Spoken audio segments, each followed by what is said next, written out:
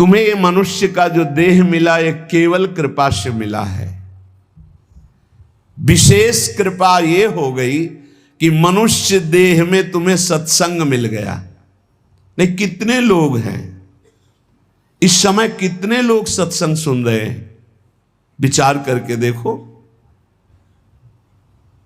135-40 करोड़ जनसंख्या हमारे भारत की ही है। कितने लोग हैं? 1500 लोग होंगे, 2000 होंगे। कितने लोग सुन रहे हैं? कितना अहोभाग्य है।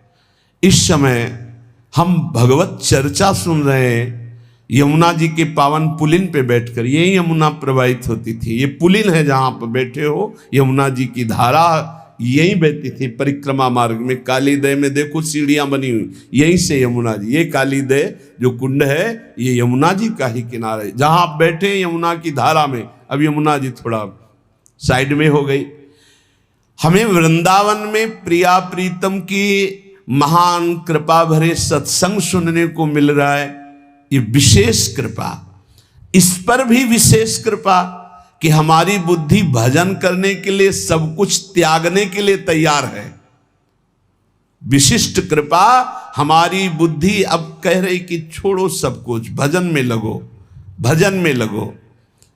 इस सुअवसर को हाथ से मत जाने देना, नहीं तो कृपा का अपमान करने वाला केवल पछताता ही पछताता है। ये अहेतुकी कृपा हो गई है।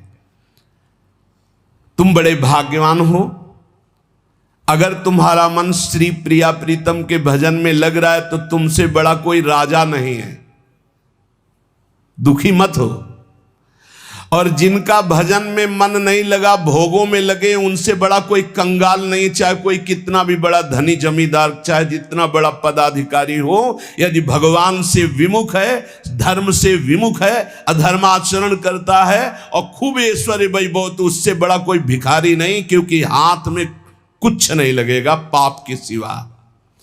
आज तुम्हारा वास कमजोर है, तुम्हारे खान पान की व्यवस्था कमजोर है, तुम्हारा कोई साथ नहीं दे रहा है, संपत्ति भी नहीं है, लेकिन तुम प्रिया प्रीतम का नाम जप कर रहे हो, तो कह रहे तुमसे बड़ा कोई राजा नहीं है, तुम बहुत बड़े धनी हो। देख लेना समय पर जब ये फसल अपना रंग दिखाएगी।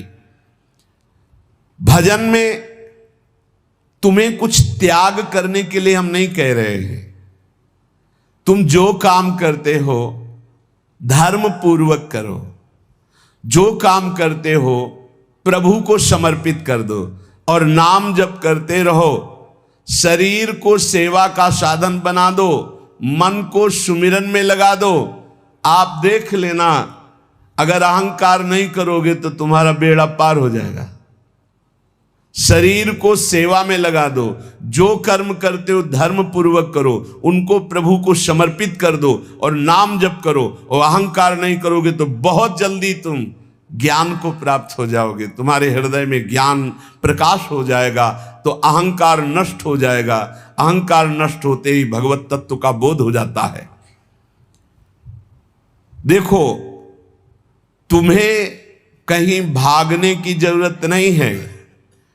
मन की दिशा जो भोगों की तरफ है, उसे मोड़ करके प्रभु की तरफ लगानी है। तुम्हें जो ही प्रभु की तरफ अपने मन को, अपने मुख को मोड़ा, तो बिना साधन किए करोड़ों जन्मों के पाप नष्ट हो जाते हैं। सन्मुख हो ही जीव मोहि जब ही, जन्म कोटि अघ नाशो तब ही।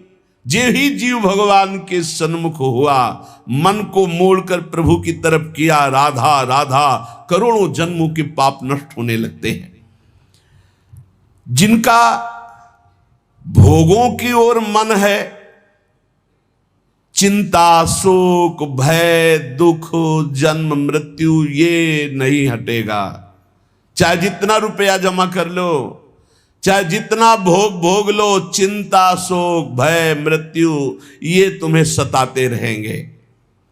नरक के निंदनीय गर्त में तुम्हें गिरना पड़ेगा, महान दुख भोगना पड़ेगा। इसलिए तुम पर भगवान की कृपा हो गई है। मनुष्य शरीर सत्संग भजन की महिमा। अब आप अपने ऊपर कृपा कर लो कि भजन में मन को लगाओ। विश्वास करो, अपने को जो भजन में लगाता है मानो पग पग पर अपनी सुरक्षा कर रहा है, पग पग पर अपने को सुख की तरफ ले जा रहा है। और जो अपने मन इंद्रियों को भोगों में लगा रहा है तो पग पग पर अपने को फंसा रहा है, वो दुख भोगने की तरफ जा रहा है। देखो, भगवत कृपा बरस रही है, सब तरफ से कृपा बरस रही है, तुम्हारे ऊपर अपार कृपा हो गई है। बस तुम इस कृपा का परिचय करो और इस कृपा के परिचय को प्राप्त करके डूब जाओ। हमारे ऊपर अपार कृपा श्री जी की। भगवत प्राप्ति के लिए ये बहुत अनिवार्य है कि इस कृपा का आदर करो। जो जो आपके ऊपर कृपा हुई उसको वर्ण करो। कितनी कृपा! ये देखो, वृंदावन में बैठ करके भगवत चर्चा, कथन, श्रवण, नाम कीर्तन, पद गायन, संत दर्शन, भगवत दर्शन, कितना सौभाग्य।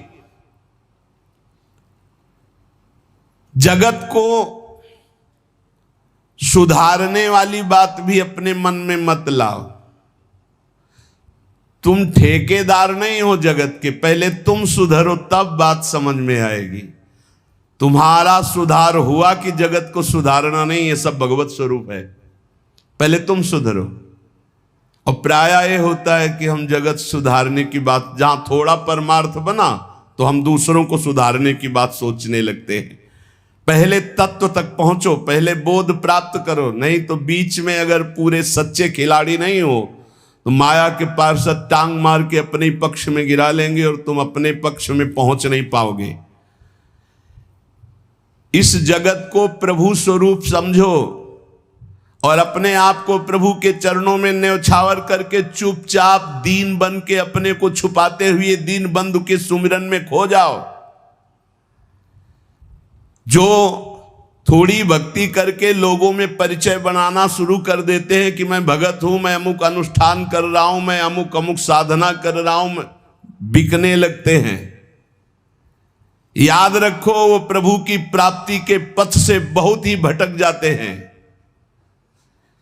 प्रभु के प्रेम रंग को प्राप्त करने के लिए जब तक भगवत प्राप्ति ना हो जाए तब तक परिचय को छुपा के रखना चाहिए। अपना परिचय कोई न जान पावे कि मैं कौन हूं, क्या हूं, कैसा हूं। जितना तुम परिचय छुपाओगे अपना, उतना परिचय प्रभु अपना प्रकाशित कर देंगे आपके सामने। और जितना आप अपना परिचय बढ़ाओगे उतने प्रभु अपना परिचय छुपाते चले जाएंगे। सिद्धांत को समझ लो। जितना आपका परिचय छुपेगा उतना ही आप अपना परिचय प्रकाशित कर देंगे, और जितना आप अपना परिचय प्रकाशित करेंगे उतना ही आप अपना परिचय छुपा लेंगे। प्रभु याद रखो, तुम्हारे ऊपर कृपा निरंतर बरस रही है। कृपा चारों तरफ से घेरे हुए है। कोई क्षण भी ऐसा ना जाए जिसमें तुम कृपा सिंधु प्रभु का विस्मरण कर दो। स्मरण परायण रहे, एक भी क्षण स्मरण के बिना ना जाए। कोई भी क्षण ऐसा नहीं जिसमें तुम विस्मरण करो। सावधान, तुम्हारे ऊपर अपार कृपा है। इसी जन्म में भगवत प्राप्ति कर लो। हम 40 वर्ष की स्मृति को देख करके कह रहे हैं, क्योंकि खास स्मृति जो जागृत हुई इसमें बड़ा परिवर्तन, 40 वर्ष में बड़ा परिवर्तन। आगे अगले जन्म में क्या हमको भजन करने के लिए अवसर मिलेगा पता नहीं, कितना विघ्न आ जाएगा। इसलिए तुम वंचित न रह जाओ भगवत प्राप्ति से, नहीं तो बहुत दुख भोगना पड़ेगा। तुम अपनी प्यारी से प्यारी वस्तु जो है, प्यारे से प्यारे जो संबंध है, उनमें झांक कर देखो। प्यार है तो प्रभु से है। अगर प्रभु शरीरों से निकल जाए तो कोई शरीर से प्यार नहीं करेगा, चाहे पत्नी हो, चाहे पुत्र हो, चाहे कोई प्यारा हो। तुम उसी प्यारे से प्यार करो, निहाल हो जाओगे। सचमुच विश्वास करो, वो सामने नहीं आ रहा पर वो छुप छुप कर आपको बहुत प्यार कर रहा है। सब मम प्रिय, सब मम उपजाए। सच्ची सच्ची सच्ची बहुत प्यार करते हैं प्रभु, बहुत प्यार करते हैं प्रियाजू अपने लोगों को अहेतुकी कृपा। हमारा प्यार देखो क्या है, ईमानदारी से देखो, 100 में 1% प्यार नहीं प्रिया प्रीतम के प्रति, और उनका 100 का 100% हमारे प्रति प्यार है। देख लो कहां हम कौन हैं, कैसे हैं, आज भी कैसे हैं, और उनकी कृपा कहां बैठा ले, क्या कर रही कृपा उनकी, कितना अमोघ। हम कर रहे हैं तो बुरा ही कर रहे हैं, और वो कर रहे हैं तो कृपा ही कृपा कर रहे हैं। हम सो ना बिगाड़न को, तो सो ना समारन को, तो ही मोई परी होड़। जब ये बात हम देखते हैं तो रोना आता है, कहां उनकी अपार कृपा और कहां हमारी नीचता। वो अज्ञात रूप से आपको बहुत प्यार करते हुए हर समय आपको दुलार कर रहे हैं। वो तुम्हें कभी एक क्षण के लिए भी नहीं छोड़ते। तुम केवल निरंतर स्मरण करो तो तुम्हें दिखाई देगा कि उनका परम अभय कर कमल तुम्हारे सर पर रखा हुआ है। अब किसके आशीर्वाद की मांगने की जरूरत है? तो आप पूछेंगे कि यदि इतनी बात आप कह रहे हैं कि हमारे को चारों तरफ से भगवान की कृपा घेरे हुए है, हमारे ऊपर भगवान का अभय वरद हस्त है, तो फिर मैं जल क्यों रहा हूं, मेरे अंदर जलन क्यों है, हृदय क्यों नहीं शीतल हो जाता? दिन रात हृदय में शोक है, विषाद है, चिंता है, आग की तरह जल रहा, चैन नहीं मिल रही है। ये क्या कृपा है आपकी? ये क्या आपका अभय वरद हस्त है? आप कह रहे हो सब पर कृपा है, तो मेरा तो हृदय जलता रहता है, मेरा तो हृदय विषाद चिंता शोक से युक्त रहता है। उत्तर यह है, ना आग है ना जलन है, तुम समझ नहीं पा रहे हो, तुम्हारी उल्टी सोच की जलन है, तुम्हारी उल्टी समझ के कारण ये जलन है। अगर समझ जाओगे तो निहाल हो जाओगे। तुम्हारी उल्टी चाल है, दुख की तरफ चल रहे हो, असत का चिंतन कर रहे हो, जो जलन है उसका चिंतन कर रहे हो, उसमें फंसे हो, इसलिए जल रहे हो। क्या होगा इतनी संपत्ति से, क्या होगा इतना हो जाए तो? आज तक कोई ऐसा मिला हो कि हाथ उठा के भगवान से कह दिया हो कि बस अब मत देना, संपत्ति हमारे लिए पर्याप्त है? कभी नहीं। 100 तो हजार, हजार तो लाख, लाख तो 10 लाख, 10 लाख तो करोड़, करोड़ से अरब, अरब से खरब। कितना मर जाओगे, एक चवन्नी तुम्हारे हाथ नहीं जाएगी, 25 पैसे हाथ नहीं जाएंगे। बस ये सोच तुम्हारी तुम्हें नरक ले जाएगी, तुम्हारी दुर्गति कर देगी। यही तुम्हारे जलन का कारण है। जलन का कारण भगवान नहीं है, जलन का कारण और कोई व्यक्ति नहीं है, जलन का कारण आपकी सोच है, आपका चिंतन है, आपका भाव है। इसी भाव को, जो मलिन भाव है, भगवत भाव में लगा दो, अभी आनंद में डूब जाओगे। आपका चिंतन। 2 ब्राह्मण बैठे हुए थे पास, एक भगत आया, उसने कहा आज हमें 2 ब्राह्मण भोजन कराने हैं, आप चलेंगे? बोले हाँ हाँ। गए, अच्छे से भोजन पाया, बाहर निकले, 11 रुपया दे के पैर छुआ। तीसरा ब्राह्मण दूर खड़ा देख रहा था, तो एक ब्राह्मण मुस्कुरा रहा था जो प्रसाद पाके आया था, और दूसरा जल रहा था। तीसरे ब्राह्मण ने पूछा कि आप मुस्कुरा क्यों रहे? तुम कहा यार आज तो भोजन की भी व्यवस्था नहीं थी, भगवान ने कितनी कृपा की, भोजन भी मिला, 11 रुपया दक्षिणा मिली। दूसरे का आपका चेहरा उदास है, आप जलन से युक्त क्यों है? ले यार हमने सोचा था 51 रुपया देगा, 11 दिया, तो 40 का तो घाटा हो गया ना, इसलिए चल रहा हूं। अब उसमें बोलो भगवान की क्या कमी है? भगवान ने दोनों को भोजन दिया, 11 दक्षिणा दी, उसका भाव उसको जला रहा है, उसका चिंतन उसको जला। एक खुश है कि भोजन भी मिला, 11 रुपया मिले, एक नाराज है, जल रहा है कि 51 तो देता, 40 का घाटा हो गया, हृदय में जल रहा है।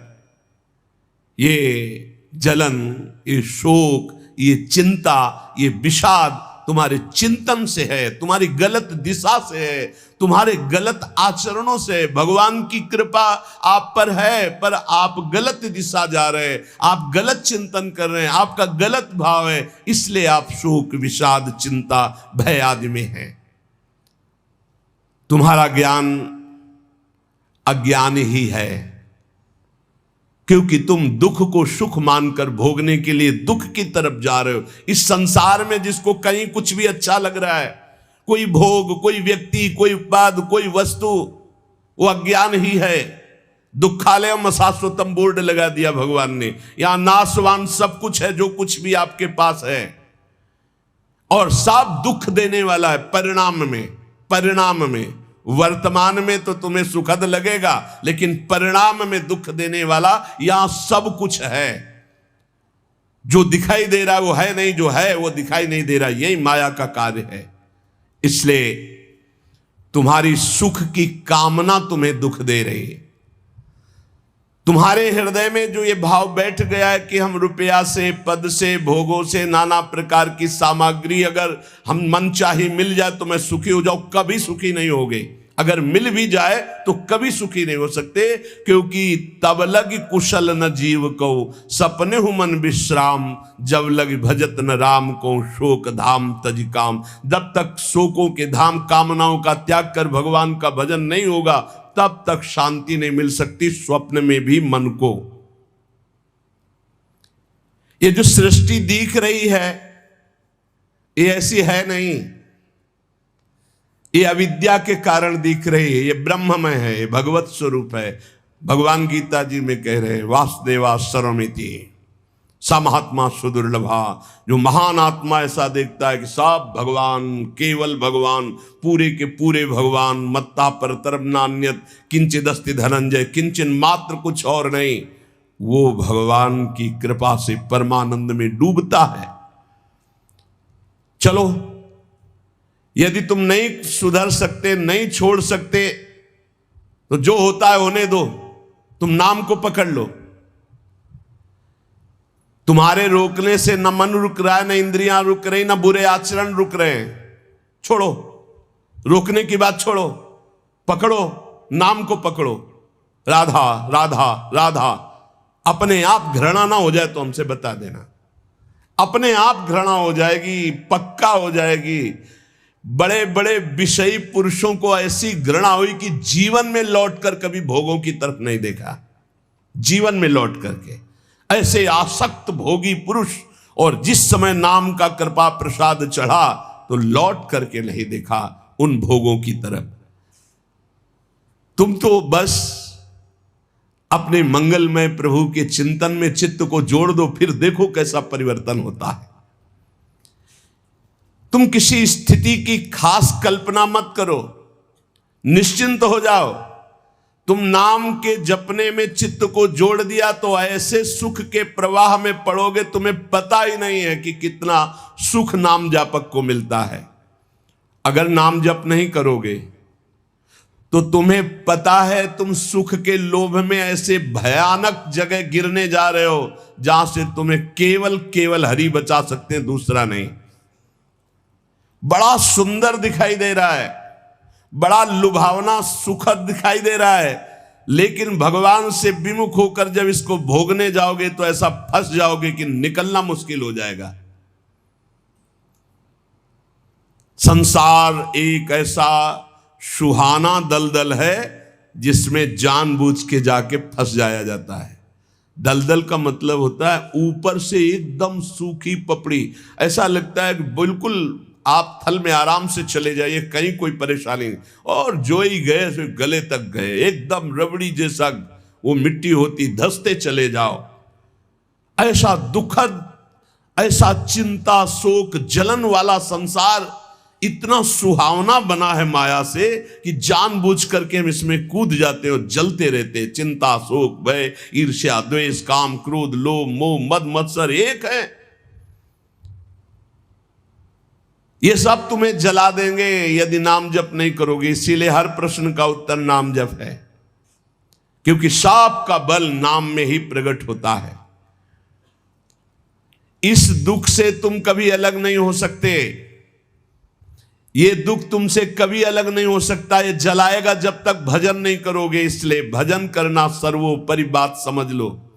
अगर समझ में आ रही हो तो समझ लो, केवल इतना समझ लो, तुम नाम को पकड़ लो, नाम सबसे छुड़वा देगा आपको। एक जन्म स्वांग ही कर लो भक्ति का, झूठा खेले साचा होए, झूठा शुरू कर दो। ये हमारा भाव तो नहीं बनता, हमारी भक्ति तो नहीं, पर अब कहा है तो राधा राधा शुरू करते हैं। झूठा खेले साचा होए, ये मार्ग ऐसा, झूठे से बोलो राम कृष्ण हरि तो आपका मंगल हो जाएगा। जे ही आप नाम जपना शुरू करते हैं तो खास बात क्या होती है कि आपके जीवन की बागडोर स्वयं श्री कृष्ण ऐसे पकड़ लेते हैं जैसे अर्जुन के रथ की बागडोर पकड़ ली। अब वो आनंद की ही तरफ ले जाएंगे, आपको दिखाई देगा क्योंकि आपके नेत्र गलत है। जहां दुख है वहां आपको आनंद दिखाई दे रहा है और जहां आनंद है वहां आपको दुख दिखाई दे रहा है। तो अब श्री कृष्ण आपकी यात्रा आनंद की तरफ करेंगे तो हो सकता है आपके नेत्रों में दिखाई दे कि दुख ही दुख है भक्ति में, लेकिन वास्तविक आनंद का मार्ग भगवान के चरणारविंद तक है। अगर इनके चरणों तक नहीं पहुंचे तो आनंद कहीं नहीं। आ ब्रह्म स्तंभ पर्यंतम सर्वम मायामयम जगत। विश्वास करो भगवान सत्य है, विश्वास करो भगवान नित्य है, विश्वास करो भगवान सर्वत्र है। तो भगवान सर्वत्र है, विश्वास करो तो भय किससे? एक क्षण के लिए भी वे तुम्हें नहीं छोड़ते, हर समय तुम्हारे साथ रहते हैं। ये बात कब जानोगे? जब नाम जप करते हुए विश्वास करोगे। भगवान तुम्हें बहुत प्यार करते हैं, वो सर्वशक्तिमान हैं। बस तुम उनकी तरफ मुड़ो, वो इतना देखना चाहते हैं। जो ही मुड़े तो सारी शक्ति लगाकर तुम्हारा कल्याण कर देंगे और वो अपार शक्तिशाली है, फिर कोई आपको डिगा नहीं सकता, गिरा नहीं सकता। हम पुकारते नहीं हैं उनको। एक बालक विद्यालय की तरफ जा रहा था तो छोटा सकरा मार्ग था, तो एक पहाड़ के टुकड़ा करके गिरा, तो वो निकलने के लिए पूरी ताकत लगा के उठाया, फिर भी नहीं उठा। फिर और ताकत लगाया, नहीं उठा। फिर पूरी ताकत लगाया, नहीं उठा। और निराश होकर बैठ गया। उसका पिता देख रहा था, तेरी अभी पूरी ताकत नहीं लगी, तू मेरा बच्चा है, तेरी पूरी ताकत तो मैं हूं, मुझे पुकार। और आया और उठाकर बाहर फेंक दिया। बस हम में यही कमी है, हम बार बार माया से परास्त होकर हार कर बैठ जाते हैं, लेकिन अपने पिता को नहीं पुकारते। हमारे पिता सम्मम प्रीसम्मम उपजाए प्रभु हैं, हमारा पूरा बल प्रभु हैं। अगर हम अपने प्रभु को पुकारें आर्त भाव से तो कोई भी माया का ऐसा रोड़ा नहीं है जो हमारे मार्ग में बाधा पहुंचा सके। विश्वास करो भगवान सत्य संकल्प है। विश्वास करो जब तुम उनसे मिलने का संकल्प करोगे तो तुम्हें कृतार्थ कर देंगे, पर हृदय से तुम मिलना चाहो।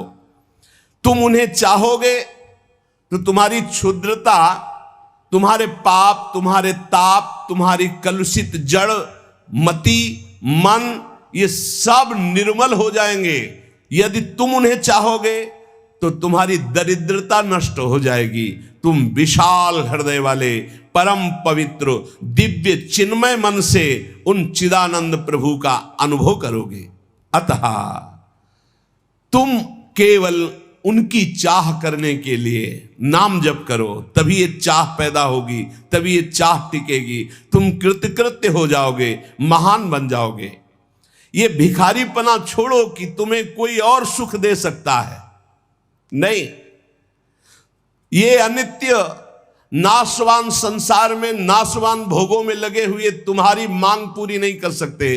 तुम्हारी मांग अविनाशी परमात्मा से पूर्ण होगी। अनेक जन्म व्यतीत हो गए, अभी तक परमात्मा से नहीं मांगा। बोले नहीं, हम तो कई बार मंदिर में मांग आए हैं। नहीं, ये मांग नहीं सुनी जाती, ये मांग नहीं सुनी जाती। हम तुम्हें बता रहे हैं मांग कहां से होती है। जब नाम जप करते हुए आर्त भाव से प्रभु से कहोगे, प्रभु मुझे पता नहीं क्या सत्य है क्या असत्य है, मेरा मन नाना प्रकार के भोगों को मांगता है, बस ये जीवन आपको समर्पित है जिसमें हमारा मंगल हो आपका। अब ये मांग सुनी जाएगी, अब इस मांग में विधान बनेगा और आपका एक मार्ग खुलेगा भगवत शरणागति का, और आप दौड़ पड़ेंगे परमानंद के मार्ग में। ये भोगों की मांग मांगने वाले भगवान ज्यादा नहीं देखते। या तो उतना अनुष्ठान करो तो बात सुन लेंगे, नहीं देखते।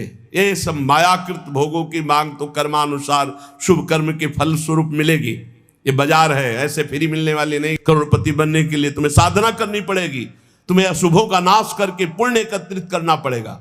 और भगवान की प्राप्ति के लिए अगर आर्त भाव से भगवान को पुकारो, नाम जप करो, सब मंगल हो जाएगा। और भगवान मिल गए तो ये माया रचित संसार तो उनके एक संकल्प से प्रकट हुआ है। पक्का समझ लो, श्रद्धा करो या ना करो, हमारी बात को खुल के समझ लो। आप समझते हो मंदिर में जाए मांगे बात पूरी हो जाएगी, नहीं होगी, लिख लो। ऐसे खिलवाड़ नहीं है कि हो जाएगी। पत्नी की प्राप्ति करनी थी तो करदम जी ने 10,000 वर्ष तपस्या की, तब पत्नी प्राप्त हुई। आप देखो ना, कोई भी उपाय। जब पुत्र नहीं हो रहा था दशरथ जी के, तो वशिष्ठ जी के यहां जाकर के प्रार्थना की, महाराज पूरी अयोध्या सुनी सुनी लग रही, बिना संतान के आगे चक्रवर्ती सम्राट पर बैठने वाला कोई अधिकारी नहीं दिखाई दे रहा। तब श्रृंगी ऋषि वशिष्ठ बुलावा, श्रृंगी ऋषि को बुलाया, भारी अनुष्ठान किया गया पुत्रेष्टि यज्ञ का। और उसी यज्ञ में श्री भगवान के प्रादुर्भाव होने का संयोग बना, खीर प्रकट हुई और उसे विभाजित किया गया। 4 पुत्र हुए, भगवान श्री राम, लक्ष्मण, शत्रुघ्न, भरत जी। क्या अद्भुत तो अनुष्ठान भगवान ने ये दिखाया। आप इतिहास पढ़कर देखो, शास्त्र पढ़कर देखो, कामना के लिए तप किया गया है, कामना के लिए उस प्रकार के शुभ अनुष्ठान किए गए। और अगर निष्काम भाव से भगवान की आराधना करो तो योगक्षेमम वहाम्यम, मांगना ही नहीं पड़ेगा, आगे से आगे वो व्यवस्था करते जाएंगे, आगे से आगे व्यवस्था करते जाएंगे। हम तुम्हें कैसे बतावे, पग पग पर वो उनकी कृपा ऐसे बरसती चली जाती, कैसे कैसे बताए। जहां ऐसा कैसे होगा, ये हमारे सामने प्रश्न आया कि उसका उत्तर उसके पास पहुंच जाता है। हो गया, ये हो गया। प्रश्न हुआ कैसे होगा, और वो हो गया।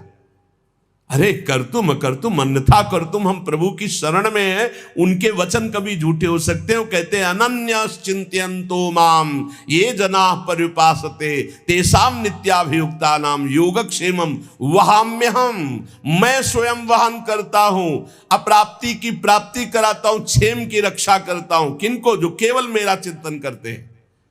फिर आपको चिंता की बात नहीं, और आप चिंतन नहीं कर रहे हैं, मनमानी भोगाचरणों में उतरे हुए हैं, और आप चले गए मंदिर, भगवान हमारी कामना पूर्ति नहीं होगी, पूर्ति हमारी बात मान लो, उसके लिए अनुष्ठान करना पड़ेगा उस कामना के अनुसार। अच्छा, दूसरे लोग होते हैं, जैसे किसी लेबर से कहा जाए तुम्हें 500 रुपया देंगे, शाम तक ये काम हो जाना चाहिए, बोले जी साहब, ऐसे भगवान से बात करते हैं। प्रलोभन भगवान को दे रहे हो, घूस दे रहे हो, तुम्हें 56 भोग लगा देंगे, तुम हमारा एक काम कर दो, ऐसे होता है? नहीं। जब कोई बात कहनी है तो हृदय से, आर्त भाव से, नाथ मैं आपका हूं। अपने पिता को कोई घूस देता है, मां 100 रुपया देंगे बाल भोग बना दे, कभी ऐसा कहा है आपने पिता से? कभी लाओ 500 रुपया, हमें जरूरत है। अरे नहीं देंगे, रोज मांगता है, अरे देना पड़ेगा, बाप के सिवा हमारा कोई है नहीं, तो हमको चाहिए, अब आप दो, पापा आपको देना पड़ेगा। ऐसे या तो संबंध से मांगो, भगवान से संबंध है, संसार में भगवान से संबंध नहीं है, तो भगवान नौकर नहीं तुम्हारे, भगवान भगवान है। अरे अखिल कोटि ब्रह्मांडों के मालिक है वो, अनंत ब्रह्मांडों का भरण पोषण करने वाले तुम्हारे कैसे बच्चे हो? तो कैसे बच्चे हो? अपने पिता से, अपने प्रभु से, अपने सखा से, अपने प्राण प्रीतम से कैसे तुम बात करते हो? या तो संबंध रख के बात करो, या फिर उतना साधना करो, तब तो कामनाओं की पूर्ति। साधना हो रही भोगों की, मनमानी भोगाचरण, धर्म विरुद्ध आचरण, और भगवान से जाके मांगोगे तो फिर बोले हमारी अश्रद्धा हो गई, हमारी कामना की पूर्ति नहीं की भगवान ने। तुम्हारी अश्रद्धा से क्या फर्क पड़ता है? आकाश पे अश्रद्धा करोगे तो क्या फर्क पड़ जाएगा? आकाश पे श्रद्धा करोगे तो क्या फर्क पड़ जाएगा? तुम्हारा भाव, आकाश तो बहुत दूर है, तुम छू भी नहीं सकते। ऐसे वो परमात्मा निर्लिप्त, निरपेक्ष, तुम्हारे किसी भाव से वहां फर्क नहीं पड़ता। हाँ, तुम्हारे पे फर्क पड़ जाएगा। भाव करोगे तुम्हारा मंगल हो जाएगा, अभाव करोगे अपने आप नष्ट हो जाओगे। विश्वास करो, भगवान सत्य संकल्प है, कृपा की मूर्ति है, कृपामयी है, प्रभु मूर्ति कृपामयी है। पर यह विश्वास तभी जब नाम चल रहा है, हमारी बात मान लेना, बिल्कुल हृदय से कह रहा हूं, पूरे जीवन की बात, सार बात कह रहा हूं। पायो नाम चारु चिंतामणि, उर करते न खसई हो, अब लो नसानी, अब ना नसई हो। ओहो, अब मिल गया है चिंतामणि। चिंता माने चिंतित पदार्थों को प्रदान करने वाली चिंतामणि। क्या बोले? नाम। नाम रूपी सुंदर चिंतामणि मिल गई, अब छोड़ूंगा नहीं। राधा राधा राधा राधा, हृदय रूपी हाथ से अब इस चिंतामणि को नहीं जाने दूंगा, अर्थात हृदय से निरंतर नाम जप करूंगा। तब तुम्हारे हृदय में ये भाव आ जाएगा, प्रभु मूर्ति कृपामयी है, करुणामयी। स्वामिनी जी, लाल जी की कृपा में आप डूबने लगोगे। विश्वास करो, तुम्हें जो दुख मिल रहा है, जो संकट मिल रहा है, जो पीड़ा मिल रही, जो यातना मिल रही, इसमें भी कृपा है प्रभु की। इसमें महान हित छुपा हुआ है। अभी और मिलना चाहिए। जब सब रास्ते बंद हो जाए तब कृपा का रास्ता खुलता है। ये अविश्वासी जीव मानेगा नहीं। अगर इसको थोड़ी भी गली मिली संसार के, तो संसार की ही गली में जाएगा, प्रभु के मार्ग में नहीं जाएगा। और जब प्रभु के मार्ग में चलोगे तो संसार की कोई विपत्ति या कोई संपत्ति आपको घसीट ले जाएगी। बहुत विचित्र माया का खेल है, बहुत विचित्र माया का खेल। इसलिए बिल्कुल जो कदम बढ़ाना बहुत मजबूत बढ़ाना, ऐसे बढ़ाना कि अगर घर के सब मर जाएं तो भी हम घर पीछे वापस नहीं लौटेंगे। जिसने देखने का हृदय में ठान लिया प्रभु के, तो उसे और के देखने की इच्छा नहीं कर ली, चाहे नहीं, फिर वापस प्रभु की तरफ नहीं आ पाओगे, पक्का समझ लेना। या तो ये पूरे जीवन की बात कह रहा हूं, या तो ऐसी विपत्ति आएगी कि आपको भागना पड़ेगा, या ऐसा प्रलोभन आएगा। प्रलोभन भी आता है, बहुत जोर का प्रलोभन आता है। कितनी जगह ऐसे प्रलोभन आते हैं साधक के मार्ग में। प्रलोभन और भय, इन दोनों का त्याग करके जो भगवत मार्ग में बढ़ता है, वही आगे जाकर के जान पाता है कि संकट, विपत्ति, अपमान, तिरस्कार, संसार सब ठुकरा रहा है, ये भगवान की कृपा है। समझ पाएगा कोई? कृपा है, लगता है ये कोई कृपा है। कृपा है, नमस्कार, प्रणाम, माला पहनाया जा रहा है, अनुकूलता है, भोग सामग्री, जय जयकार, ये कृपा है? नहीं, ये कृपा नहीं।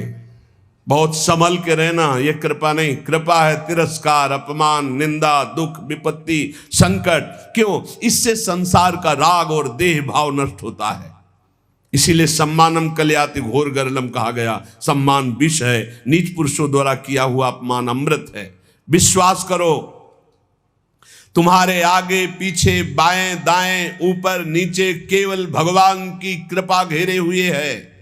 वो सुधा धारा बरसा रही है, अमृत रस बरसा रही है। तुम्हारी शक्ति नहीं अब कि तुम भगवान के मार्ग से हट जाओ, क्योंकि ऐसा चिंतन करो, कितना आनंद है। मेरे आगे पीछे, दाएं बाएं, ऊपर नीचे, सब तरफ से मैं कृपा से घिरा हूं।